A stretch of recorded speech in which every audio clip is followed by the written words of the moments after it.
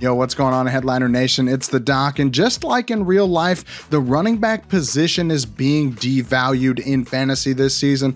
But I got 5 guys that I want to talk about today that I think you can get on the cheap that should be able to help you win your fantasy championships this year. Let's get into it.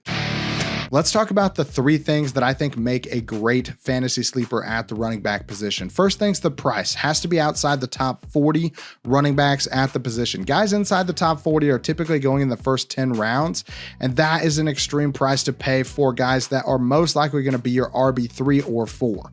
Now, the other thing we're looking at for guys that we're taking as sleepers, they got to have a role in their offenses week 1. We want somebody that if the time comes where we absolutely have to start them, they're already having a role and they have some type of opportunity if it takes them longer to gain a bigger role that they could still produce for your fantasy teams if you need them. Now, the last thing we're looking for is that huge opportunity down the road. They have to be one domino away from them being a legitimate league winner at the position, because these are the types of guys that every year we're going to see 2 or 3 guys that come in and a starter gets injured and then all of a sudden the backup is a top 20 running back, and you're going to want those types of players on your team already so you're not fighting for them in waivers during the season. So let's get into the 5 guys that I think meet those 3 criteria in this year's drafts. All right, we're going to be talking about 4 categories for each of the running backs on this list: their price, their prior production, things I love about them, things I hate about them. And I'm going to be a homer with my first pick, and let's talk about Jalen Warren, the backup running back for my favorite team, the Pittsburgh Steelers. Now, Warren is currently going as the RB44 around the 11th round in drafts. His prior production last year was okay, not amazing, finished as the RB47 in PPR. He had 379 yards rushing and a touchdown, but 28 receptions for 214 yards, but no touchdowns. I do expect that to change this year. Now, things that I love about Jalen Warren, he is clearly the number 2 back in his offense. I do think that he is going to have the pass catching role to start the year. So he already has a role baked in to his price tag, and that is something you're looking for with these sleeper running backs. The other thing I like about him is that last year he was second among rookies in yards per route run. So he's very efficient as a route runner, and he was also 3rd in rushing success rate. So when he's getting opportunities, he's highly efficient with them. The other thing I love, and I don't necessarily love this as a Steelers fan, but Najee Harris did not look great for most of last season. Now, he was dealing with a foot injury, but it is possible that Jalen Warren just is a very comparable running back to what Najee Harris gives you on the ground. I'm not saying they're apples to apples. They play a little differently, but I do think that they have skill sets that complement each other. So I think they're both going to get run this year. Now, the things I hate about Jalen Warren, the problem is Mike Tomlin traditionally has only ever used one running back in his system, and he runs them into the ground until they get hurt. Now, there is some limited upside if Najee is healthy. He isn't going to be able to be a full-time bell cow. I don't expect at any point, if Najee Harris is healthy, for Jalen Warren to overtake the RB1 on this team. And he did average less than 5 carries a game last year. So there is a chance, if Najee is healthy, that his opportunity just is not there on the ground from a running perspective. But Jalen Warren has the pass catching role, has been very efficient as of last year. Heading into this year, I expect him to have even more of a role, more opportunities, and his price tag is right around where he finished last year. So there's low risk of taking him as your RB4 or 5 this year in your fantasy drafts. All right, next guy up on this list is the backup running back and rookie for the Chicago Bears, Roshan Johnson. Now, Roshan Johnson going as the RB49, currently in the 13th round of drafts. This is a very, very, very low cost option if you're looking for a running back with some serious upside right now in drafts. Now, in college, because he was a rookie, no production last year, but in college, he had 554 yards rushing, 5 touchdowns, 14 receptions, 128 yards, and a touchdown last year in college. But The important thing to know with Roshan Johnson is he was playing behind a generational prospect in Bijan Robinson while he was in college. So we're not expecting him to be one of those guys that comes in with a ton of production from college. And I actually think that that's one of the things I love the most about Roshan Johnson. He has very fresh legs coming off of that workload behind Bijan Robinson. He also was incredibly productive in college, had a 49% missed tackle rate in college last year, averaged 4.28 yards per carry after contact in college as well. That was 8th best in the country. This is a guy that even though he is stout, he is making guys miss. And that is a skill set that is hard to replicate and does translate as you get into the NFL. It's amazing to me how elusive he is as a runner, especially in college, based on how big he is, because his profile screams first and second down grinder, but his rushing upside from a missed tackles perspective makes him seem like he's a guy that's 200 pounds and 5'8". So the fact that he's that elusive at that size is very encouraging for his opportunity in the NFL. The other thing I like about him is he is getting a lot of praise right now in Bears camp for being a good pass blocker, which is going to allow him to get on the field for that pass catching opportunity. But I think that's very likely that we see Roshan Johnson as the first and second down back for the Bears as soon as week 1. Now, some of the things I hate, Justin Fields is going to take opportunities away from him in the running game. He is more of a blocker than a receiver when it comes to being in on passing downs. So there's a good chance that he's not catching a ton of passes this year. And I do think that Khalil Herbert is expected to start the year as the RB1. So Roshan Johnson does have to work his way into that starting role over Khalil Herbert. But the thing I like about him is I actually like his profile a lot more than I liked Khalil Herbert. Khalil Herbert had some injury issues last year, wasn't able to stay on the field. And if that comes up again early, there's nothing stopping the Bears from making Roshan Johnson their RB1 very early in the season. So that ceiling is absolutely sky high for Roshan Johnson. The next guy we're going to be talking about on this list is the cheapest running back on this list, and that's Chuba Hubbard, the backup running back for the Carolina Panthers, currently going as the RB60 in drafts. That's at the 16th round.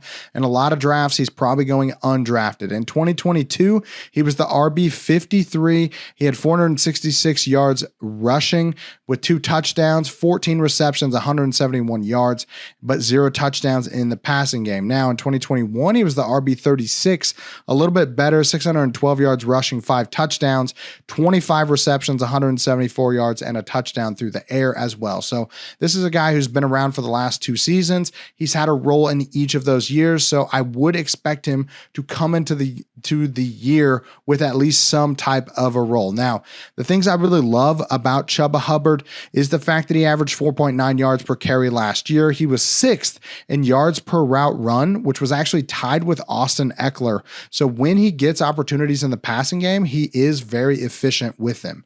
The other thing I like is that Miles Sanders is already injured with a groin strain. So he's already got kind of a leg up in the preseason for getting a chance at the starting job. Now, I do think Miles Sanders is going to start, so I'll talk about that a little bit later in the things I don't love, but there is some opportunity there for him to create even more of a role to start the year with Miles Sanders out right now. The other thing I like about Chuba Hubbard is the fact that he had 12 or more touches in 4 of the last 6 games last season. So they started to use him more after they traded CMC last year, and he got more of an opportunity. Now, things I don't love, obviously Miles Sanders gonna be starting for the team. Chuba Hubbard, not exactly a special athlete, so he doesn't have the athletic profile to really give you a ton of upside. And the thing that I don't really like about his profile over the last 2 years is that he couldn't win the starting job outright last season or when CMC was hurt in 2021. So the fact that they never have trusted him to be the bell cow for this team does limit his upside a little bit.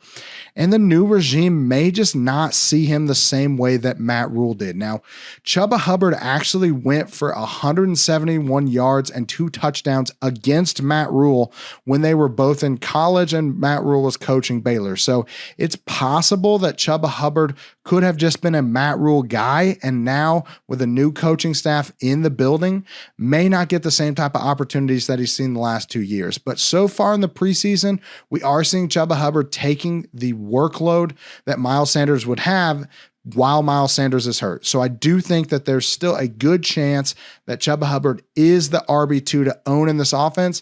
And again, he's basically free in drafts. So from a pure handcuff perspective, he's one of the better ones because he's so cheap and you're not really paying a whole lot of opportunity costs. If he doesn't hit early in the year, you can just drop him. But I do like the fact that he has some upside, and I like the fact that he does catch passes when he's given the opportunity, and he's pretty efficient when he does it. All right, before we get into the last two guys, just want to tell you about our friends over at Underdog Fantasy. Here at the Fantasy Headliners, we understand drafting is probably the most fun part of fantasy football. And if you love drafting as much as I do, you want to be doing it on Underdog Fantasy. They have an incredible app that makes it so easy to enter contests and win a little bit of that cash money.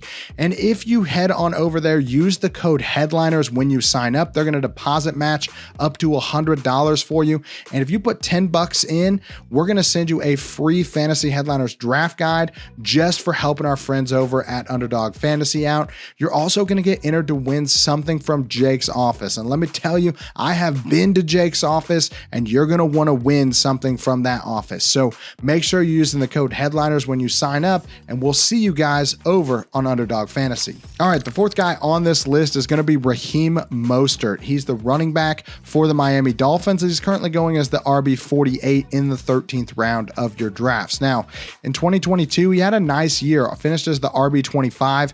He had 890 yards rushing, 3 touchdowns, 31 receptions, 202 yards, and 2 touchdowns through the air. In 2021, he was hurt for the entire season. So a really nice bounce back year coming off the injury. The thing I love about Raheem Mostert is this is an explosive offense that's going to score a lot of points, a lot of opportunities to go around. The other thing I like is he is handpicked by Mike McDaniel to run this offense, even though he was coming off of an injury. Now, from a price perspective, even though he has some competition in Devon or A-Chain, he did just miss this cut. So Devon A-Chain could have been on this list, but he's technically going inside of the top 40 running backs. But this is a place where you can actually get both of these guys in drafts if you want to kind of lock up the Miami backfield. You can talk about Jeff Wilson too, but I think A-Chain is going to be taking his opportunities before he takes Mostert's. The other thing I like about Raheem Mostert is he is one of the only running backs on this list, and probably the only running back on this list that is projected to be the week 1 starter right now. And I do think that he is the cheapest option that you can have for a team starting running back in fantasy football drafts this year. So that's something you got to love from a value perspective. Now, things I don't love, he's the oldest running back on this list. He does have a significant injury history. The guy is a time bomb from an injury perspective. He has only put together one really solid year where he was healthy the whole year. And that rookie is not going to go away because he has looked really good in the preseason and they have very similar skill sets. So it is an opportunity for Raheem Mostert to lose his position because A-Chain is just so good at what Raheem Mostert does. The other thing I don't love is that Raheem Mostert's production last season came primarily when he was the only running back in town. He was the RB21 from weeks 2 to 8 without Chase Edmonds in the lineup, and he was the RB35 after the team traded for Jeff Wilson Jr. So from a production standpoint, he's got a lot of competition, but at least for right now, he's expected to be the starter, and that's more than I can say for anybody else on this list. All right, the last guy on this list is going to be Tank Bixby for the Jacksonville Jaguars. Now, he's currently going as the RB42 in the 11th round. He is a rookie, so we don't have any NFL stats for him, but in college last year, he rushed for 970 yards and 10 touchdowns. He also caught 30 balls for 180 yards, but didn't have any touchdowns through the air. Now, the thing I love about Tank Bixby is that he produced immediately in college as a freshman at Auburn. He was the SEC Freshman of the Year at his position. That is really impressive for a freshman to come in and be that good, especially in a conference like the SEC. I also love that he's coming off back-to-back 10 touchdown seasons at Auburn. This guy should be getting work on the goal line immediately. One thing that is a knock for Travis Etienne is that he saw 10 rushes inside of the 5 last year, but only converted touchdowns on 2 of them.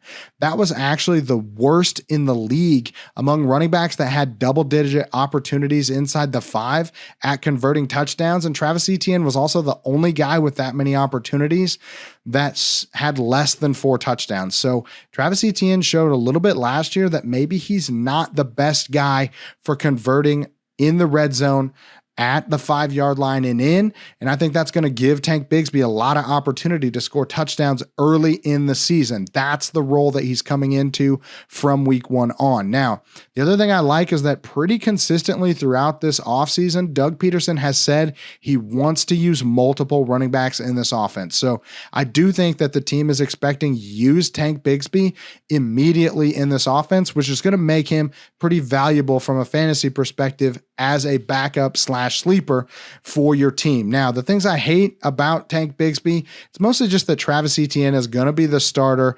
Tank Bixby is not an exceptional athlete, so he doesn't have that crazy explosion. He's not going to break away for a ton of huge runs, so it does limit his upside to have those boom weeks unless something happens to Travis Etienne. The other thing I don't like about Tank Bixby is even though he caught a lot of passes while he was at Auburn, he isn't exactly known as a great pass protector. And we know that teams in the NFL need you to be able to pass protect if you're going to be in on passing downs. And so that could limit his opportunities as long as Travis Etienne is healthy and playing. But Tank Bixby could easily be the running back from this list that scores the most touchdowns this year, because I do think he's going to have that touchdown, that short yardage goal line work immediately in this offense. So if you're looking for somebody that you can throw in during a bye week or maybe have a little bit of upside to score a double-digit touchdowns, potentially, I don't know if he will, but potentially, Tank Bixby is probably the guy from this list that you're looking for. All right, that's it, guys. 5 players that I think could be league winners for you that you're going to get as sleepers in this year's draft. Do me a favor, make sure you like the channel, subscribe if you like this type of content, and leave a comment down below. Who do you think the best sleeper running back is this year in fantasy football? Was it somebody I mentioned? Was it somebody I missed? If you leave a comment, there is a chance that you could win a free draft guide courtesy of the doc. If your name's up on the screen, congratulations, you won last week's contest. Make sure that you email Jake at info@thefantasyheadliners.com to get your copy of the greatest draft guide in the fantasy space, the only draft guide that I know of that is all videos and all written, so you can enjoy the content however you want. But that's all I've got for you guys this week. I appreciate you all. The doc is out.